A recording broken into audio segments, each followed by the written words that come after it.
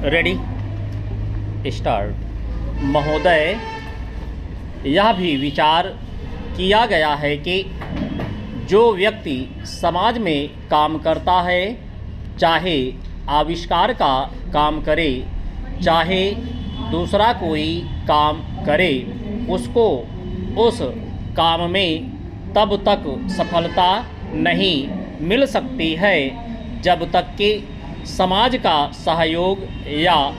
समाज ने जो परिश्रम किया है या कुछ आविष्कार किया है उसका उपयोग उसको प्राप्त ना हो, उसका उपयोग वह ना कर सके। इसलिए जब भी कोई व्यक्ति किसी वस्तु का आविष्कार करता है तो आविष्कार करने में न केवल उसका अपना परिश्रम रहता है, लेकिन साथ ही साथ समाज ने जो काम किया होता है, चाहे विज्ञान के क्षेत्र में या प्रौद्योगिकी के क्षेत्र में या किसी अन्य क्षेत्र में, उस सब से भी वह लाभान्वित होता है।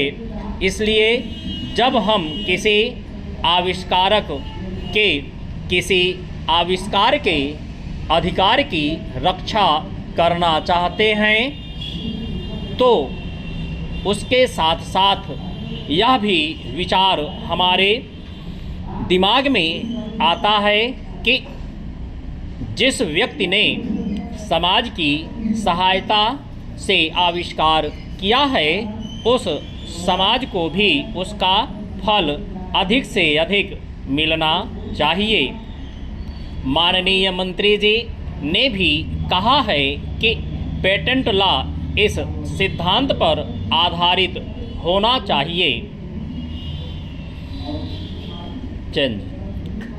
मैं समझता हूँ कि पेटेंट लॉ के पीछे दो सिद्धांत निश्चित हैं। पहला सिद्धांत तो यह है कि जो व्यक्ति परिश्रम करके धन लगाकर, अपना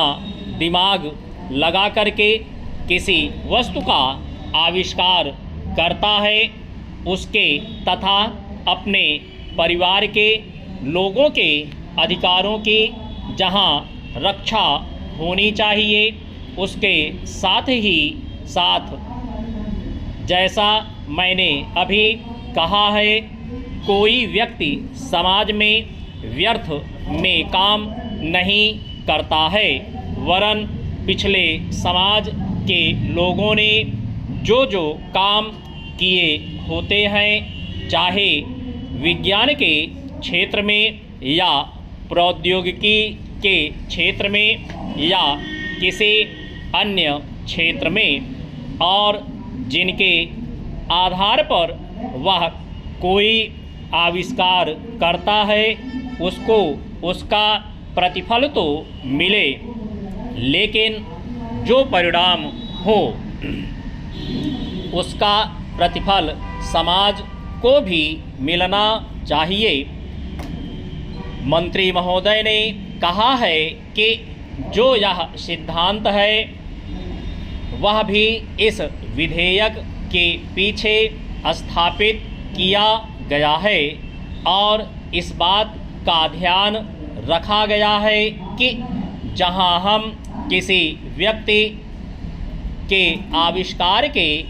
जो अधिकार हैं, चाहे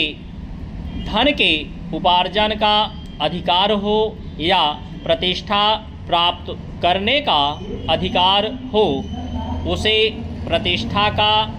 और चाहे धन का, दोनों का लाभ व्यक्ति विशेष को भी मिले। अध्यक्ष महोदय, जिस भावना से मैंने यह बिल पेश किया है उसको विरोधी पक्ष के लगभग सभी सदस्यों ने एक मत से महसूस किया है कि देश में बेकारी की जो समस्या है